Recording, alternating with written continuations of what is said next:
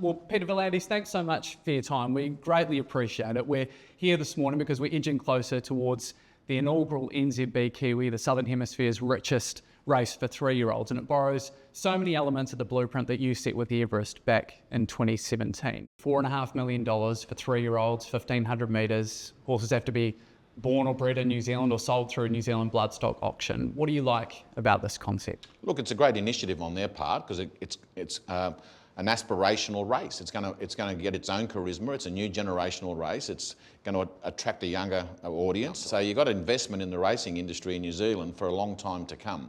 And it should generate a significant publicity that normal race meetings don't.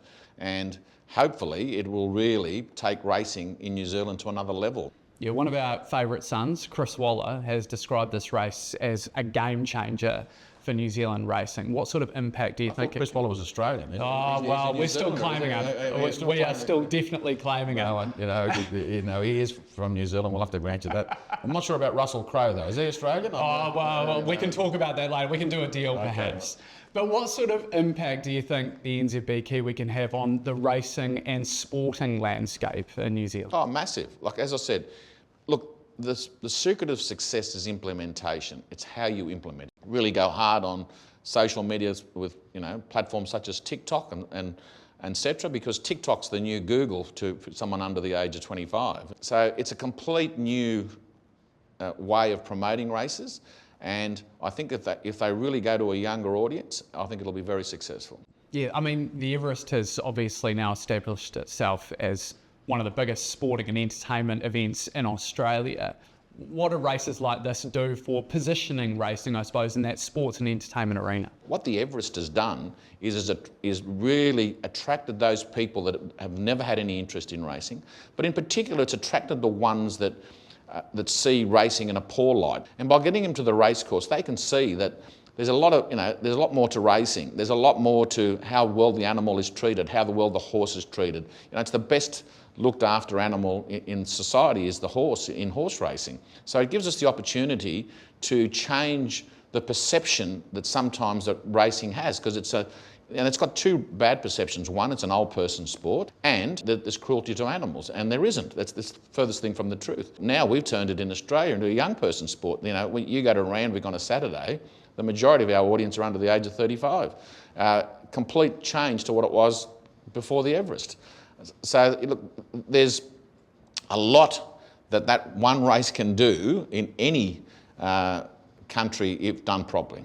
Yeah, the slot racing aspect as well. When I talk to people about this race who aren't necessarily engaged in racing, they don't really know what a slot race is. What is it about this format that you think captures the public's imagination? Well, probably the best example is in America, both baseball, basketball and NFL have got owners. So there's owners, so there's a bit of publicity about, to give you an example, we're promoting the NRL in Vegas at the moment, and when I was there, the Raiders in Vegas were looking for a new coach. And the whole publicity was on the owner of the Raiders and who he was going to get as a coach. And I met up with him, and everywhere he went, he was like a celebrity. He was, people wanted to get selfies with him because he owned the Raiders in Vegas.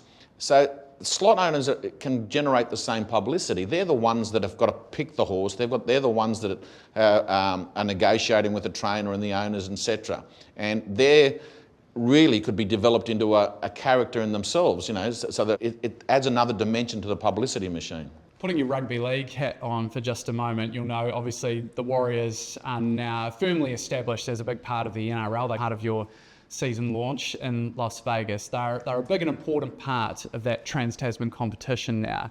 Since the inception, I suppose, of this race, and we've seen a rise in stakes thanks to Entain, we're now seeing Australian trainers bring their horses over to New Zealand to compete in our races. Can you see a time in the future where we could potentially have a genuine Trans-Tasman racing ecosystem?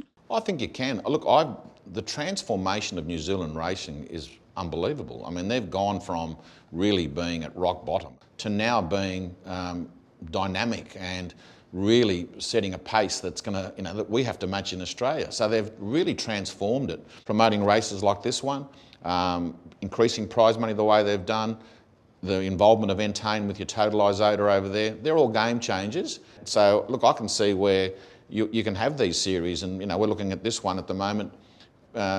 Cameron George, who is one of the best administrators you'll ever see, looking at the idea of having the winner come into the Golden Eagle with an invitation as soon as they've won the race, so they don't have to go into the ballot for the Golden Eagle, which is a $10 million race. Yeah, can you tell us a wee bit more about that idea? Because I'm sure that'll be something that's, very aspirational for our slot holders and would bring a whole new level of interest to this race. Can you tell us where those discussions are at? Look, we're very interested in having that partnership, and we'll have discussions with the New Zealand Thoroughbred Board in making it an automatic entry to the Golden Eagle for the winner. The last couple of times we've had some controversy as to who gets in the Golden Eagle because it's so competitive, because it's attracted horses from around the world. It's attracted horses from Japan. Last year's winner was from England. So it's going to be harder and harder to get in the race, because as the race builds into this a must-have race, it's $10 million, and that's a lot of money in anyone's language. So having an automatic entry to the Golden Eagle is a real bonus for the winner. Is that something you think we could see in place for the first running of this race? Absolutely. If Cameron George has got anything to do with it, I'm sure it'll happen. He's a can-do man, and the successful people are can-do people. Well, we'll look forward to that. We're very much looking forward to March the 8th. Can we tempt you with some Kiwi hospitality? Can we see you over at Ellerslie potentially, if not this year, perhaps next? Oh, I love going over to New Zealand. I just spent my last holiday in New Zealand. So New Zealand is one of the most beautiful countries in the world. So no, wouldn't be hard to get me over there. Great stuff. We'll look forward to seeing you. Thank you.